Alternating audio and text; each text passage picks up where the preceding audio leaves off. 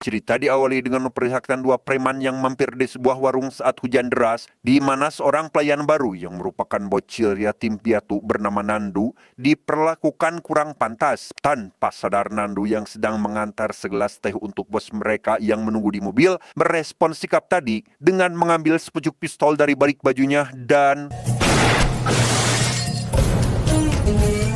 setelah pensiun bekerja dari warung teh, Nandu memutuskan untuk mencari lowongan kerja di sebuah pasar induk. Alih-alih mendapat pekerjaan, Nandu malah dianggap mengganggu dan hendak diusir oleh seorang preman pasar. Namun begitu mendapati sepucuk pistol, si preman lekas membawa Nandu menghadap bosnya saat itu juga. Dan inilah si bos yang dimaksud, dia bernama Sadu. Melihat potensi luar biasa yang Nandu miliki, Sadu langsung melibatkan Nandu pada sebuah aksi pembobolan sebuah bank yang karena keberaniannya, Nandu bahkan dijadikan ujung tombak dalam aksi tersebut.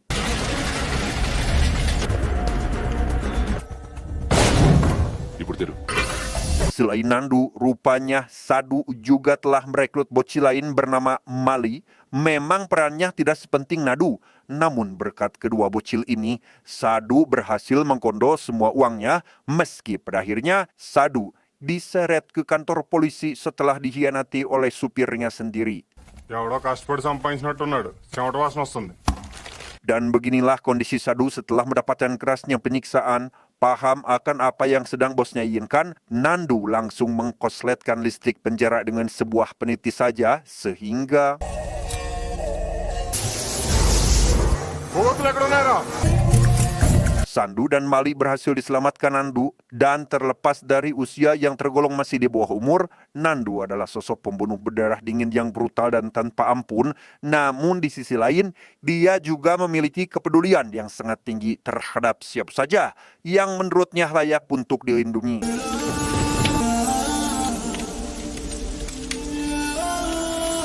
Beberapa tahun kemudian, tepat saat ratusan pengunjung pasar induk Balawiri serta berkerumun untuk keperluannya masing-masing, di saat itu pula kita kembali dipertemukan dengan Nandu dan Mali yang kini sudah dewasa. Melihat kedatangan preman penguasa pasar yang hendak akan mencari korban, Nandu justru dengan sengaja menghampirinya dan ya, si preman meregang nyawa oleh hujaman pisaunya sendiri. Sadar jika para keronco si preman sedang mengejar, Nandu yang kemudian disusul oleh Mari pun lari secara bersamaan sekaligus mempertontonkan sebuah kolaborasi pelarian yang sangat menakjubkan.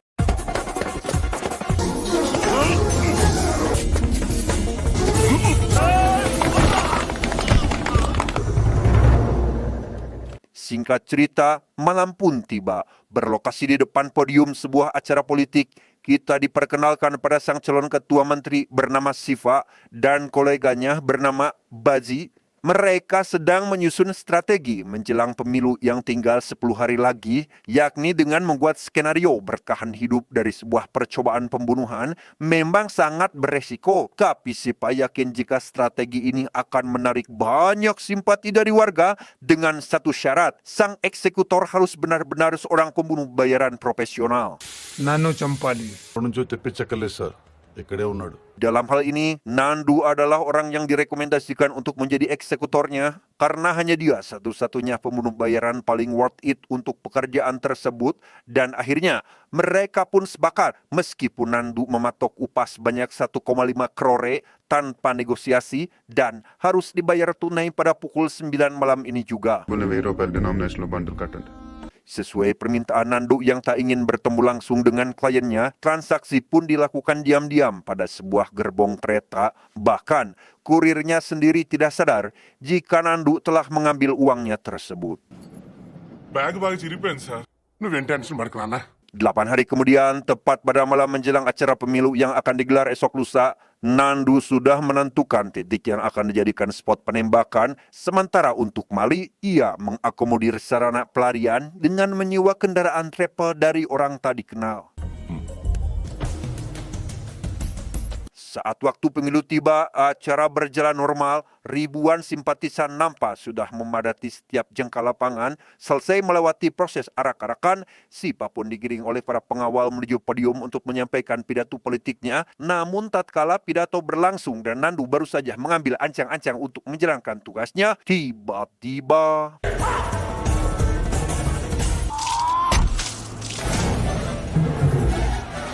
ya, Sipa tewas di tempat terkena headshot di bagian kepala. Bukannya segera kabur, Nandu malah menyempatkan untuk memeriksa situasi jalanan pasca penembakan barusan, di mana sedan yang dipesan Mali sebelumnya terlihat maju kencang ke arah sebuah truk bensin dan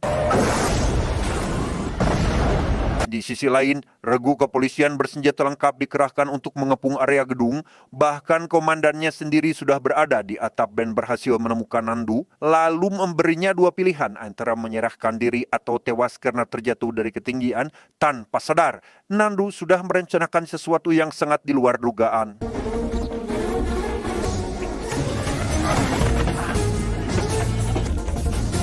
Di dalam kereta, Nandu bertemu dengan seorang pria bernama Pardu yang selama 12 tahun tidak pulang-pulang dari perantauan. Diketahui Pardu tinggal bersama sang kakek setelah ia menjadi seorang yatim piatu. Sadar jika sang kakek dan keluarga besar menderita karena kepergiannya, ia pun memutuskan pulang untuk menembus kesalahannya pada mereka.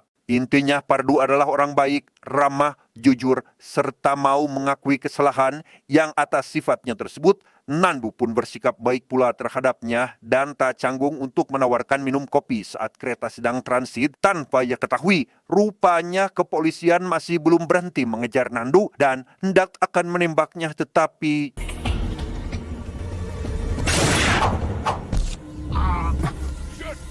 naas, nyawa Pardu tidak tertolong, sedangkan Nandu sendiri tiba-tiba menghilang begitu saja dan tidak diketahui entah kemana akan perginya.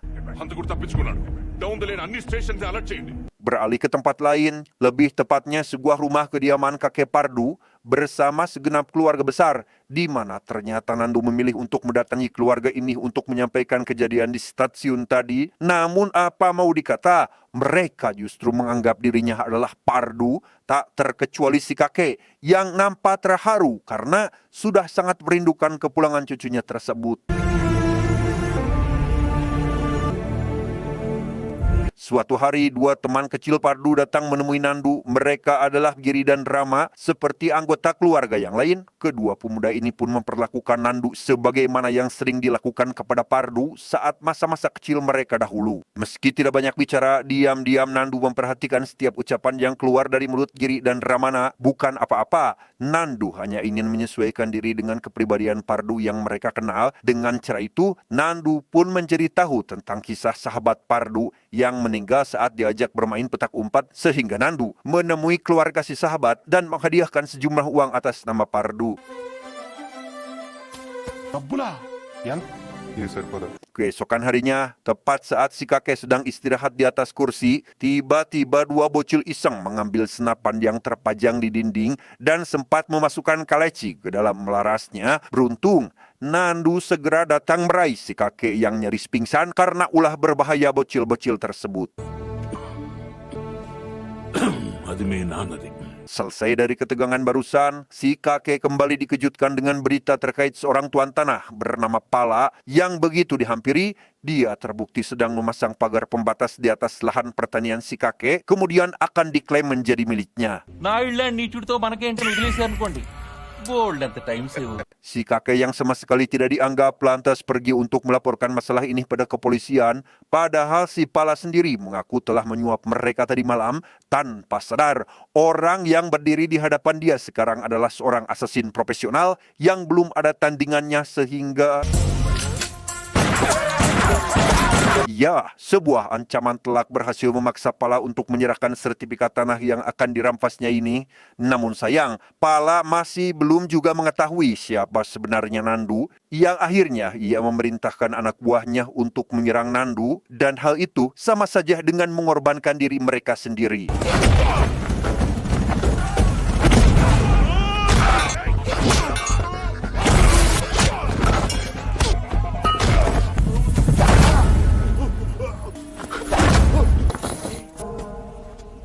Setibanya di rumah, Nandu merasa ada seorang gadis yang selalu memperhatikan dirinya. Dia bernama Puri. Diketahui Puri ternyata gadis yang akan dijodohkan dengan Pardu. Maka tak heran jika kemudian Puri selalu mencari cara untuk mencuri perhatian Nandu yang dikira Pardu, bahkan sejak awal kedatangannya beberapa hari lalu. Sejenak kita tinggalkan dulu mereka berdua dan kembali ke TKP penembakan terhadap Sipa, di mana tim CBI atau Badan Investigasi Kriminal yang dikomandoi oleh seorang senior bernama Prakas sedang melakukan penyelidikan jika Nandu yang sedang buron adalah pelakunya. Namun berdasarkan posisi luka tembak di kepala Sipa, muncul beberapa kemungkinan yang intinya bahwa arah tembakan bukan berasal dari titik mereka berada saat ini. వీడు ఒలింపిక్స్కి వెళ్ళుంటే India gold medal వచ్చిండేదయ్యా. Maka dari itu, beberapa tahap penyelidikan lainnya pun dilakukan, seperti memeriksa mayat korban penembakan di kereta, sekaligus mendatangi alamat rumah si kakek sesuai alamat tiket kereta yang ditemukan di tempat kejadian. Kalau nama Pardu yang tertulis bertiket tersebut adalah orang yang sedang mereka cari. Signature అవసరం లేదు. Untuk memastikannya, Prakas sengaja menunjukkan ID card CBI agar Nandu percaya jika dia adalah seorang petugas, dan seketika Nandu pun terlihat sedikit tegang saat memegang kartu tersebut karena ternyata tujuan Prakas adalah semata-mata untuk mendapatkan sidik jarinya.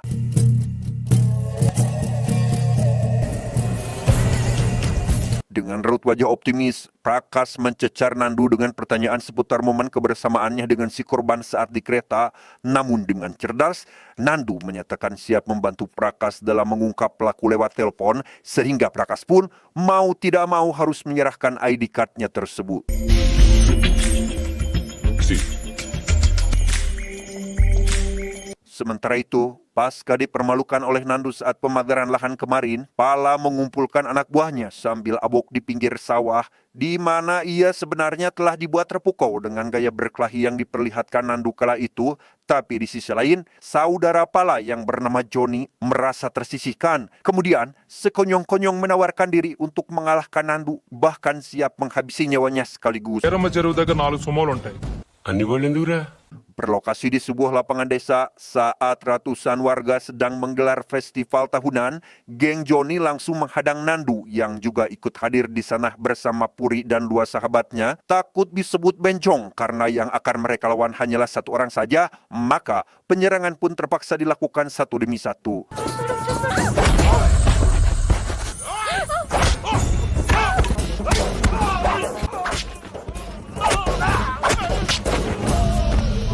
Rupanya lawan sebanyak itu bukan masalah serius bagi Nandu, di mana ia terbukti mampu menaklukkan mereka dengan sangat mudah, termasuk si Joni yang mau tidak mau harus mengakui jika Nandu memang bukan pemuda sembarangan.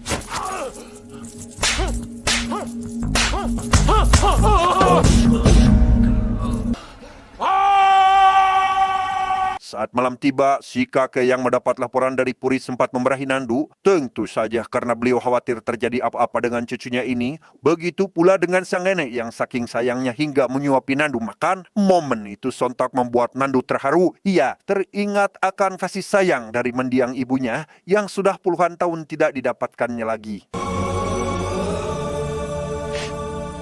Singkat cerita, siang pun caang. Selama beberapa hari tinggal satu rumah, Puri belum merasakan tanda-tanda bahwa Nandu menyukainya. Sebenarnya Puri cukup dibuat kecewa, tapi dia tidak menyerah, membawa Nandu ke seberang rumah di mana ada 3 pemuda sedang nongkrong yang begitu Puri mengaku jika mereka baru saja menggodanya, tiba-tiba...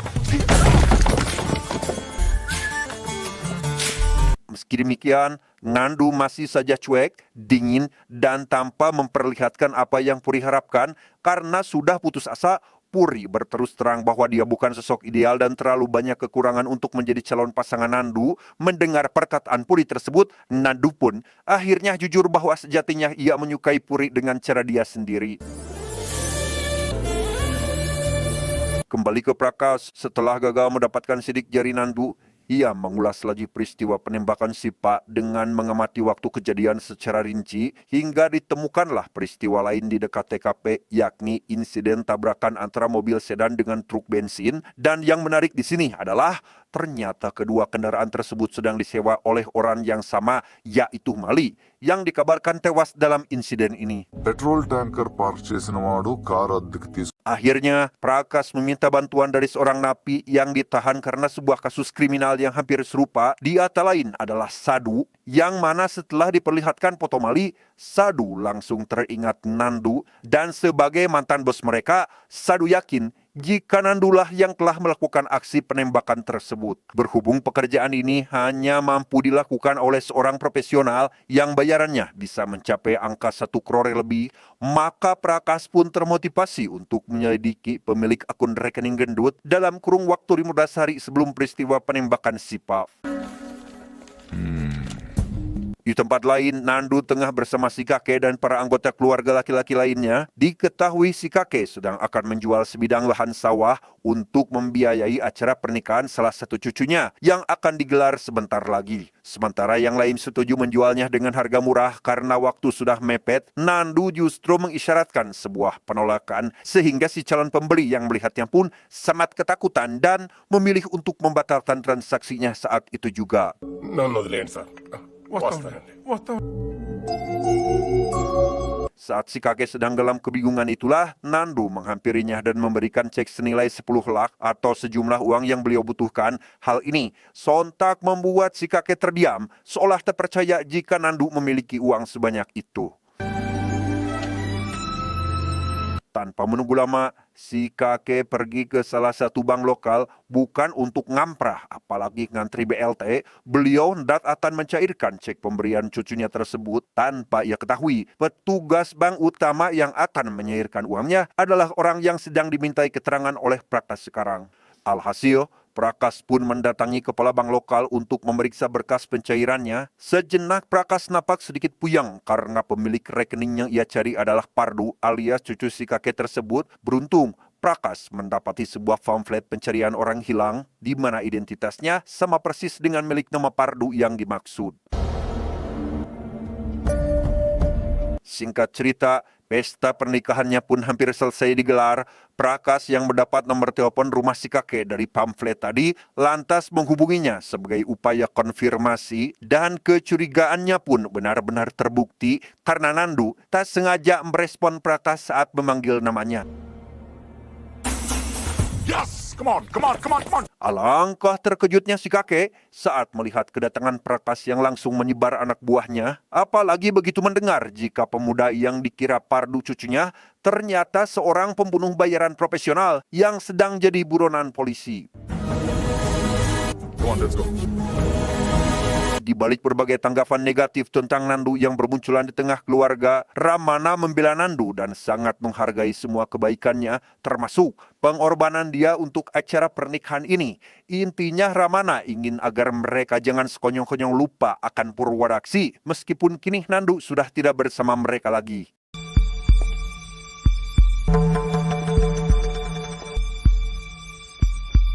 Ya, beruntung Nandu bukan pejabat yang suka lari dari tanggung jawab di hadapan si kakek. Nandu jujur sejujur-jujurnya bahwa kedatangannya ke sini tiada lain adalah untuk menyampaikan berita tentang kematian Pardu. Tapi di sisi lain, ia juga tak ingin Puri sakit hati, apalagi mengecewakan keluarga yang sudah menganggap dirinya sebagai Pardu. Dan satu alasan Nandu yang tak ingin pergi dari sini adalah untuk membuktikan effortnya pada dua orang di rumah ini, yakni si kakek dan si Puri itu sendiri.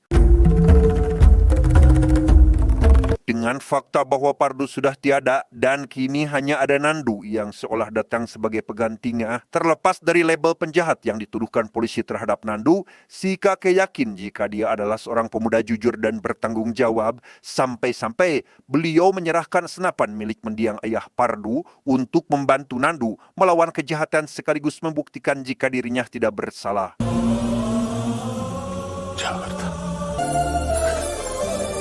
Lama tidak terlihat babangusnya, Buji kembali muncul setelah berhasil menyambut polisi kandidat ketua menteri terkuat dari partai oposisi yang Sipa dirikan. Namun, Betapa ia terkejut saat mendapati telepon dari Nandu yang telah mengirimnya sebuah kaset pita tanpa Buji sadari.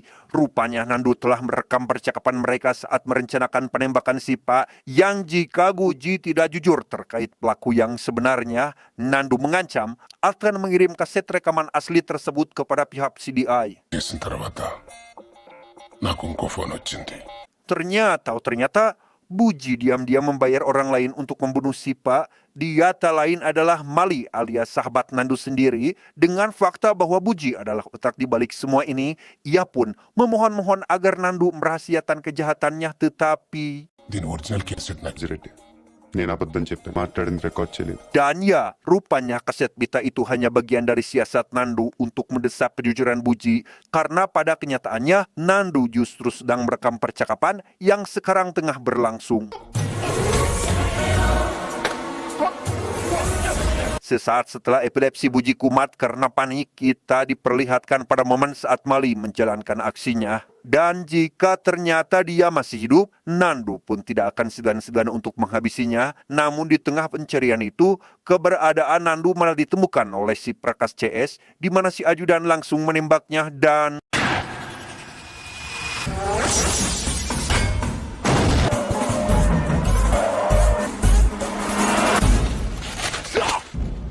disinilah Nandu sekarang, sebuah gereja tua yang mereka berdua sering kunjungi. Dan seperti dugaan Nandu, ternyata Mali masih hidup dan saat ini berada di sana. Mengetahui kedatangan Nandu, Mali lantas menjelaskan bahwa motivasi di balik tindakannya adalah semata-mata karena soal bayaran, yakni 2,5 kore. Sedangkan jika hanya membantu Nandu, dia hanya akan mendapat 5 lak saja. Terlepas dari ikatan persahabatan mereka yang sudah terjalin sejak kecil, disadari atau tidak, tindakan Mali ini adalah bukti sebuah pengkhianatan besar, di mana Nandu sendiri yakin bahwa membalas pengkhianatan tersebut merupakan sebuah keadilan baginya.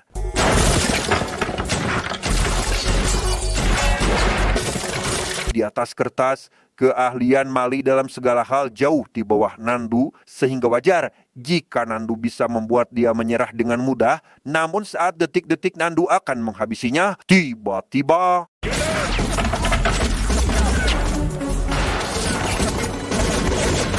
rupanya Mali telah membayar gangster lain untuk membantunya menaklukkan Nandu. Meski demikian, Nandu masih mampu mempertahankan gelarnya sebagai pembunuh bayaran profesional yang tidak terkalahkan sehingga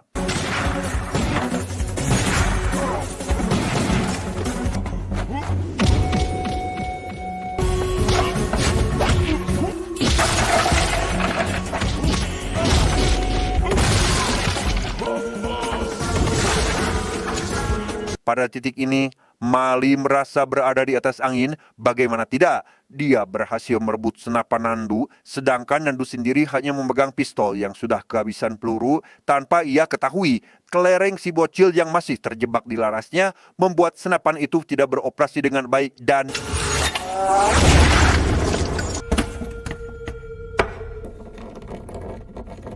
beberapa saat kemudian, media ramai menyiarkan euforia para pendukung Baji atas kemenangannya menjadi ketua menteri.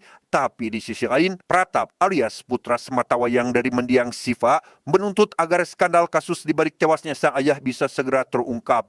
Hal itu menjadi tamparan keras bagi Baji yang di saat bersamaan rupanya Prakas telah berada di ruangan kantornya sambil membawa kaset percakapan tadi, sempat mengelak dari tuduhan karena kaset ini tidak akan diterima di pengadilan. Namun Prakas dengan tegas mengingatkan bahwa ancaman terbesar Baji saat ini adalah Pratap, seorang anak muda yang akan langsung bertindak tanpa harus menunggu pengadilan lagi. Baji pun memutuskan untuk mengakhiri hidupnya sendiri. Sementara di tempat lain, Nandu nampak tengah melarung abu jenazah Pardu, yang dengan ini maka tuntaslah sudah perjuangan untuk menjaga nama Pardu agar mendapat keadilan. Adapun kasus untuk Nandu sendiri, Prakas menyatakan bahwa dia dibebaskan dari tuduhan. Tamat.